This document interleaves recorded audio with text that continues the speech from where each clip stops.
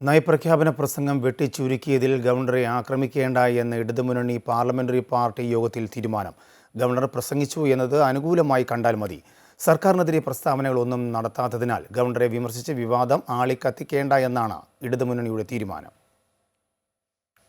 Governor നയപ്രഖ്യാപന പ്രസംഗം ഒറ്റ മിനിറ്റിൽ ഒതുക്കിയത് ഭരണപക്ഷത്തെ ചൊടിപ്പിച്ചുവെങ്കിലും തൽക്കാലം വിഷയം വഷളാക്കേണ്ടതില്ല എന്നാണ് LDF തീരുമാനം. രാജ്ഭവന്റെ അറ്റ് ഹോം വിരുന്നിന് 20 ലക്ഷം രൂപ അനുവദിച്ച് അനുനയത്തിന്റെ പാത സർക്കാർ വെട്ടിത്തെളിച്ചുവെങ്കിലും ഗവർണർ വിട്ടുവീഴ്ചയ്ക്ക് തയ്യാറാകുന്നില്ല.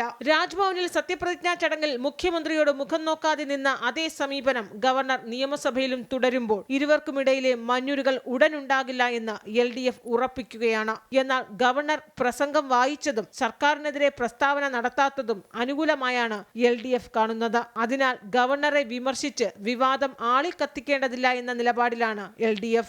നിയമസഭാ സമ്മേളനത്തിന് തൊട്ട് പിന്നാലെ ചേർന്ന LDF പാർലമെന്ററി പാർട്ടി യോഗമാണ് ഇത്തരമൊരു നയതീരുമാനമെടുത്തത്. നിയമമന്ത്രിയുടെ വാക്കുകൾ സൂചിപ്പിക്കുന്നതും ഇതുതന്നെയാണ്. ഭരണഘടനാപരമായ ചുമതല അദ്ദേഹം നിർവഹിച്ചിട്ടുണ്ട്. അദ്ദേഹം മന്ത്രിസഭ തയ്യാറാക്കിയ നയപ്രഖ്യാപനം അത് അംഗീകരിച്ചു. അത് സാധാരണത്തിൽ അതിൻ്റെ ആദ്യ ഭാഗവും അവസാന ഭാഗവും വായിക്കാവുന്നതാണ്. അങ്ങനെ വായിച്ചാലും അത് സഭാരേഖയുടെ ഭാഗമായി. നയപ്രഖ്യാപനം വായിച്ചതിന് തുല്യമാണ്. അപ്പോൾ അതങ്ങനെ കണ്ടാൽ മതി എന്ന് തോന്നുന്നു. അത് നമുക്ക് പറയാൻ പറ്റില്ല. അദ്ദേഹത്തിന് എന്തെങ്കിലും ബുദ്ധിമുട്ടുണ്ടായിട്ട് വായിക്കാതിരുന്നതാണോ, വേറെ എന്തെങ്കിലും പ്രശ്നങ്ങളുണ്ടോ, നമുക്കറിയാൻ പറ്റില്ല. പക്ഷേ ഭരണഘടനാപരമായ ചുമതല അദ്ദേഹം നന്നായി തന്നെ നിർവഹിച്ചല്ലോ. എന്നാൽ മന്ത്രിമാരായ V ശിവൻകുട്ടിയും K രാജനും ഗവർണറോടുള്ള നീരസം മറച്ചുവെച്ചില്ല. സഭയ്ക്ക് മുമ്പാകെ ഭരണഘടനാപരമായിട്ടുള്ള കർത്തവ്യം നിർവഹിക്കലാണ് പ്രധാനം. അതിൽ ഓരോരുത്തരും ഭരണഘടനയുടെ ഭാഗമായി അവരുടെ കർത്തവ്യം നിർവഹിക്കുമ്പോൾ തന്നെ വ്യക്തിപരമായി അതിന് പുലർത്തേണ്ട മാന്യത ബന്ധപ്പെട്ടവർ പുലർത്തണം. അത് അദ്ദേഹത്തിൻ്റെ കാര്യമാണ്. ആരോഗ്യ പ്രശ്നമുള്ളവരാണ് സാധാരണയിൽ ഇങ്ങനെ ചെയ്യാറുള്ള ഗുരുതരമായി.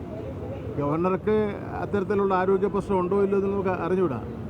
എന്തായിരുന്നാലും അങ്ങനെ ഒരു അവകാശം ഉണ്ടെങ്കിലും ഇത്രയും ശാന്തമായിട്ടുള്ള സഭയിൽ മറ്റൊരു പ്രശ്നങ്ങളില്ലായിരുന്ന അവസരത്തിൽ ആ പ്രസംഗം മുഴുവൻ വായിക്കേണ്ടതായിരുന്നു.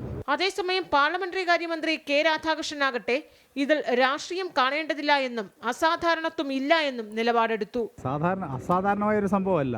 നമ്മുടെ ഗവർണർ അഡ്രസ്സിൽ ആദ്യത്തെ ഒരു ലൈൻ വായിച്ച് അവസാനം ഒരു ലൈൻ വായിച്ച് അവസാനിപ്പിക്കുന്ന സ്ഥിതിയുണ്ട്. അത് സാധാരണഗതിയിൽ സംഭവിക്കുന്ന ഒരു കാര്യം തന്നെയാണ്. അതിൽ രാഷ്ട്രീയമൊന്നുമില്ല. നിയമസഭയിലെത്തുന്ന ഗവർണർ രാജ്ഭവനിലെ റിപ്പബ്ലിക് ദിന വിരുന്നിൽ മുഖ്യമന്ത്രിയെയും മന്ത്രിമാരെയും ക്ഷണിക്കുമെന്നും എല്ലാവരും പങ്കെടുക്കുമെന്നുമുള്ള കണക്കുകൂട്ടലുകൾ അസ്ഥാനത്തായി. ഇരുവർക്കുമിടയിലെ അകലം പിന്നെയും വർദ്ധിക്കുകയാണ്. അമൃത ന്യൂസ്, തിരുവനന്തപുരം.